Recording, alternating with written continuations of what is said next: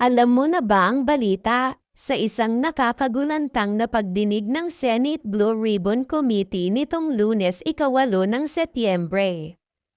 Ibinulgar ng kontraktor na si Pacifico, Curly, Diskaya 2 ang di umano'y malawakang, kotungan, at sistematikong tumpat sa likod ng mga flood control projects ng gobyerno, at ang mga sangkot ay hindi basta-basta. Ilang kongresista at matataas na opisyal ng DPWH. Sa tono ng isang taong sawang-sawa na sa korupsyon, ikinwento ni Diskaya sa publiko kung paano nila napipilitang magbigay ng parte ng proyekto matapos silang manalo sa bidding. Aniya, "We had no choice. Kung hindi kami makikipag-cooperate, digit-ditin kami. Either ma-terminate ang kontrata o bibigyan kami ng problema sa right of way."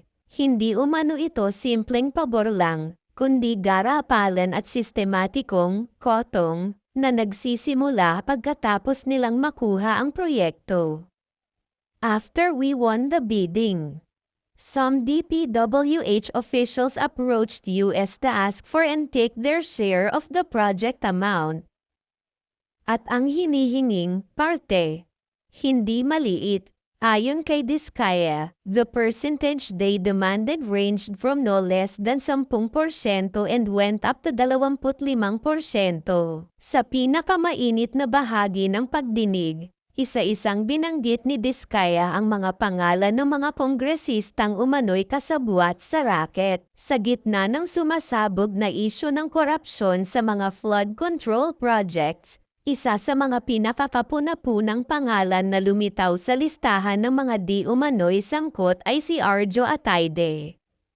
Dating aktor na ngayoy kinatawan ng 1st District ng Quezon City sa Kongreso. Ang pangalan niya ay kabilang sa mga binunyag ng kontraktor na si Pacifico, Curly, Diskaya 2 sa ikatlong pagdinig ng Senate Blue Ribbon Committee, kung saan inilahad ang umano'y kaliwat kanang kotungan sa mga proyekto ng DPWH, isang sistemang hinihinalang kinasasangkutan ng ilang mambabatas at opisyal.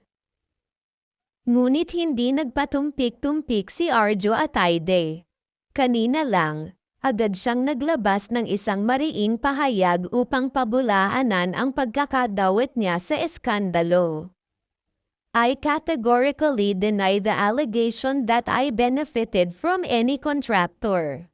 I have never dealt with them." Sa mas emosyonal na tono, sinabi rin ni Atayde, hindi po totoo ang mga akusasyon na ito. "I have never used my position for personal gain. And I never will." Hindi pa roon nagtatapos ang kanyang salaysay. Ayon sa kanya, hindi siya mananahimik sa harap ng ganitong paratang. Determinado siyang lumaban sa legal na paraan. "I will avail of all remedies under the law to clear my name and hold accountable those who spread these falsehoods." Habang tahimik pa ang ibang kongresistang pinangalanan, ang mabilis at matapang na tugon ni Atayde ay nagpapakita ng kumpiyansa sa kanyang panig. Ngunit kasabay nito ay may babala rin sa mga nagpapakalat umano ng kasinungalingan. Please like, comment, share and subscribe. Thank you for watching.